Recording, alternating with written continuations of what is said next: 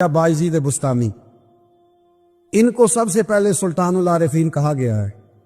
और हजरत ख्वाजा बायजीद ने एक दफा दावा किया था, फरमाया मेरा असली नाम याद कर लो और अब तुम्हारी बख्शिश फरमा देगा।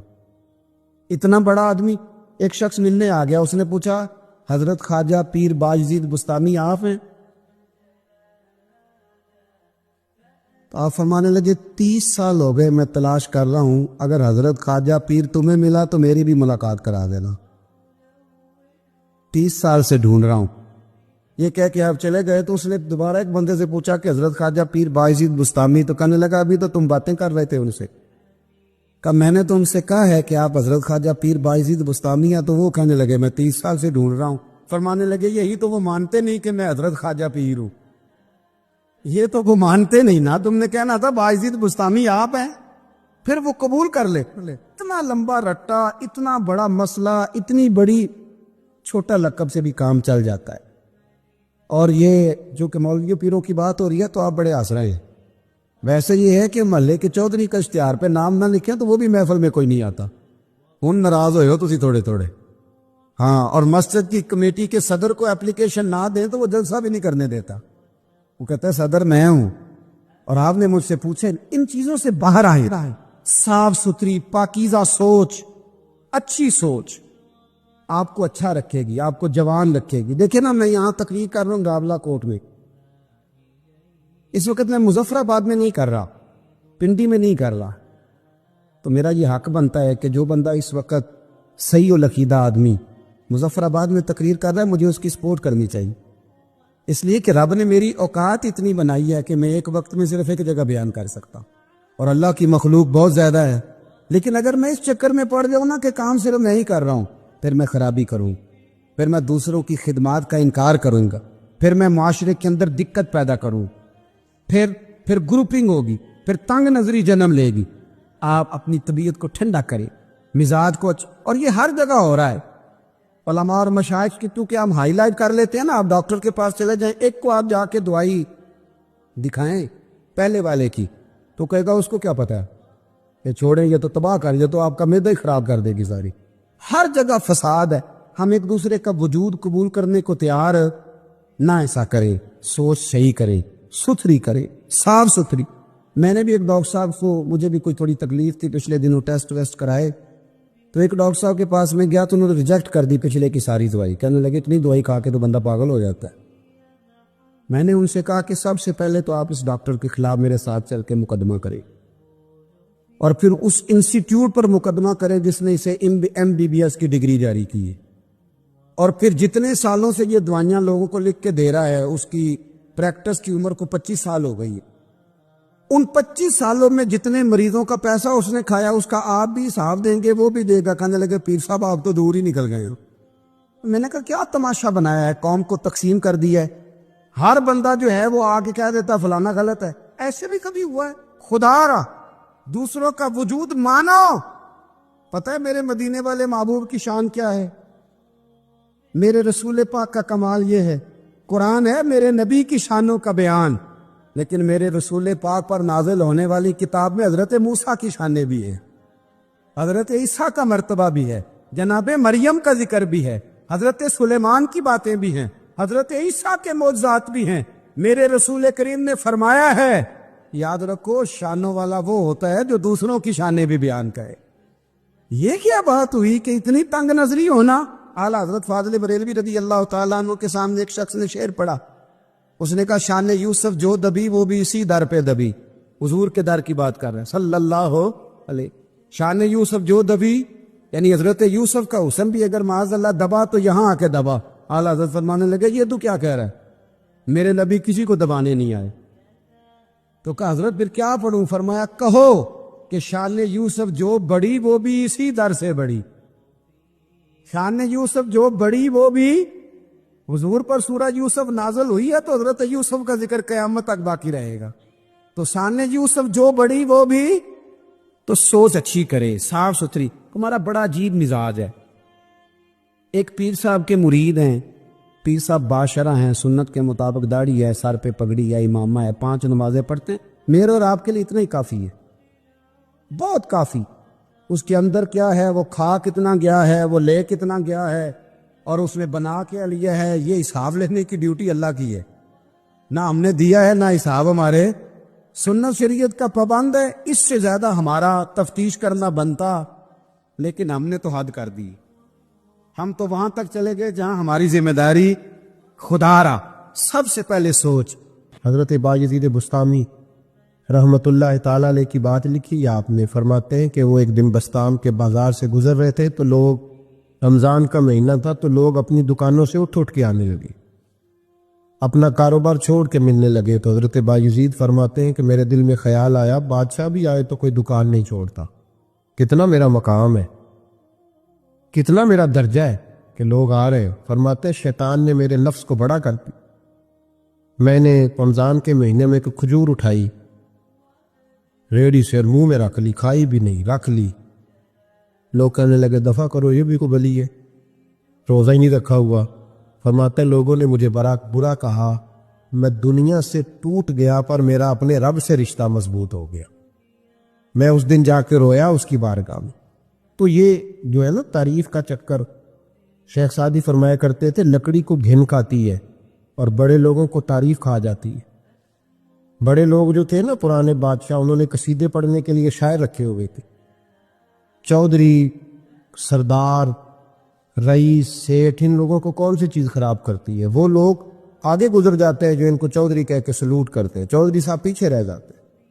وہ تو بنا کے چلا گیا، اسے کام نکال کے چلا گیا۔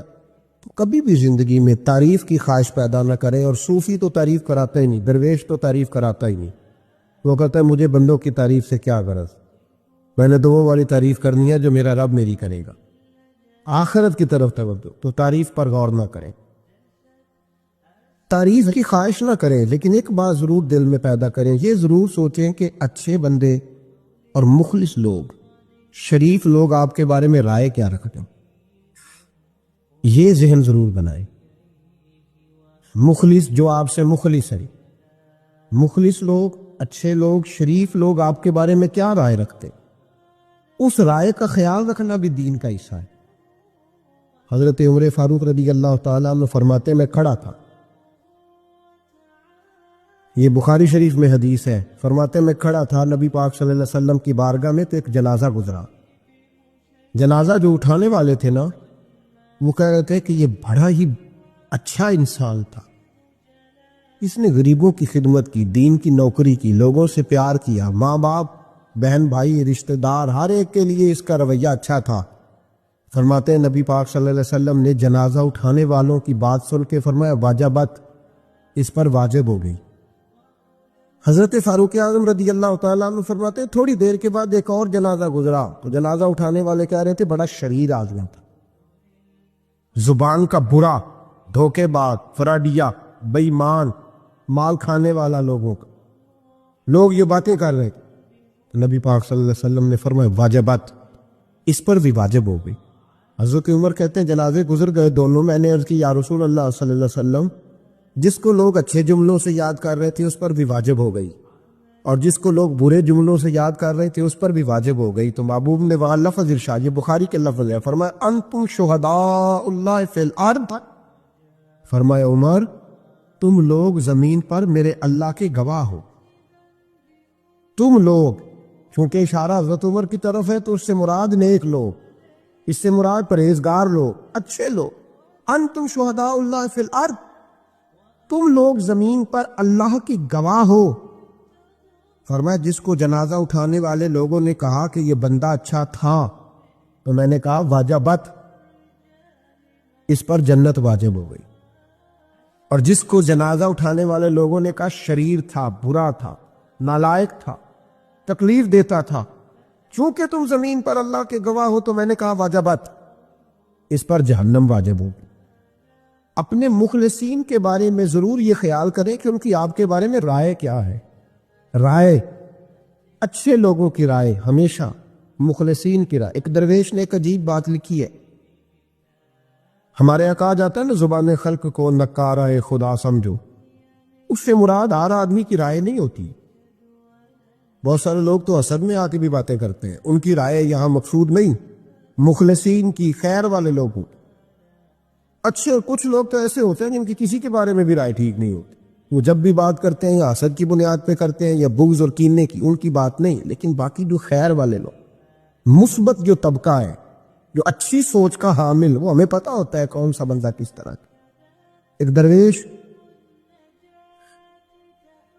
کہتے ہیں کہ ایک دفعہ طوفان آ گیا ہماری بستی میں، تیز طوفان، تو ایک آدمی بہت بڑے درخت کے نیچے کھڑا تھا، تو ایک شخص نے اس کو کہا بھائی طوفان بڑا سخت آنے والا ہے، پتہ نہیں کیا بنے گا، گھر چلا جا۔ اس نے کہا میرا اللہ مجھے بچا لے گا۔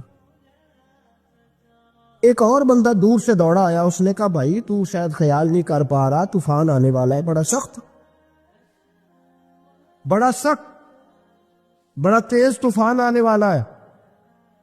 ہاں تیز طوفان آئے گا، گھر چلا جا، بچ جائے گا۔ اس نے کہا میرا اللہ بچائے گا۔ پھر ایک تیسرا شخص آیا جو اس سے پیار کرتا تھا، اس نے بھی یہی جملے کہا گھر لوٹ جا، طوفان تیز ہے، تو بچ جائے گا ورنہ پتہ نہیں کیا بنے گا۔ تین لوگوں نے پیغام دیا، اس نے تیسرے کو بھی کہا میرا اللہ مجھے بچائے گا۔ اب ان لوگ تو چلے گئے، اچانک طوفان تیز آیا، درخت کا ایک بہت بڑا حصہ ٹوٹا، موٹی لکڑی ٹوٹی، اس کے سر پہ لگی، بندہ انتقال کر گیا۔ لوگ بحث کرنے لگے کہ اس کا تو یقین ہی بڑا کامل تھا، اس نے تو 3 دفعہ کہا تھا میرا اللہ مجھے بچائے گا، کہ مر کیسے گیا؟ تو وہ درویش اٹھے، وہ کہنے لگے وہ جو 3 پیغام اسے ملے تھے نا گھر چلے جا، وہ رب کی طرف سے ملے تھے۔ وہ جو 3 مخلصین نے اسے آ کے کہا تھا نا کہ بچ جا اس گلی سے، تو وہ بھی آواز قدرتی تھی، وہ بھی اسے اللہ دیکھے نا، رب کریم کوئی زمین پر اتر کر سامنے کھڑے ہو کر تو کلام نہیں نہ کرتا، وہ کسی نہ کسی رنگ میں، کسی نہ کسی انداز میں اپنے بندوں کو کسی نہ کسی وسیلے سے پیغام دیتا ہے نا۔ تو وہ 3 پیغام جو آئے تھے تو اسے اس نے کیوں نہیں نکارا ہے خدا سمجھا، وہ گھر کیوں نہیں گیا؟ جب تیرا مخلص تجھے روز پیغام دیتا ہے کہ تو بچ جا اس گلی سے، تو اگر نہیں نہ بچتا تو پھر تو آواز قدرت پر لبیک نہیں کہہ رہا۔ اگر تیرا بڑا پیارا تجھے روز سمجھاتا ہے نا کہ یہ گلی چھوڑ دے، یہ تیرے والی نہیں، اور تو پھر بھی اسی گلی سے گزرتا ہے، تو پھر تو کچھ ایسی باتوں کو کچل رہا ہے جو تیرا بڑا نقصان کرے۔ بھائی مخلصین جب بات کریں تو ان کی بات کا خیال رکھ، غور کیا کر تیرے مخلص تیرے بارے میں۔ حضرت عبداللہ ابن عمر، حضرت عمر کے بیٹے تھے، حضرت حفصہ نبی پاک صلی اللہ علیہ وسلم کی زوجہ ہے، حضرت عمر کی بیٹی ہیں۔ ایک دن حضرت عبداللہ ابن عمر کہنے لگے حفصہ نبی پاک صلی اللہ علیہ وسلم سے پوچھنا ان کی میرے بارے میں کیا رائے ہے، اچھے لوگوں کا خیال کر۔ دیکھیں نا حضرت ابو بکر نے ایک دن حضرت بلال سے کہا تھا حضور سے پوچھ کے بتانا، اور یار تو کبھی خیال ہی نہیں کرتا اس بات کا۔ فرمایا پوچھ کے بتانا ابو بکر کے بارے میں ان کی رائے کیا ہے، پوچھ کے بتانا، پتہ تو چلے، ان سے بات کرنا۔ ہم نے کبھی سوچا ہے ہماری اماں ہمارے بارے میں کیا سوچتی ہے؟ کتنے بد نصیب ہیں وہ بیٹا جس کے ماں باپ اس سے بات کرتے ہوئے ڈرتے ہیں کہ پتہ نہیں کہاں سے بولے گا۔ کبھی ہم نے سوچا ہے کہ ہمارے اساتذہ اور مشائخ کا ہمارے بارے میں رویہ کس طرح کا ہے؟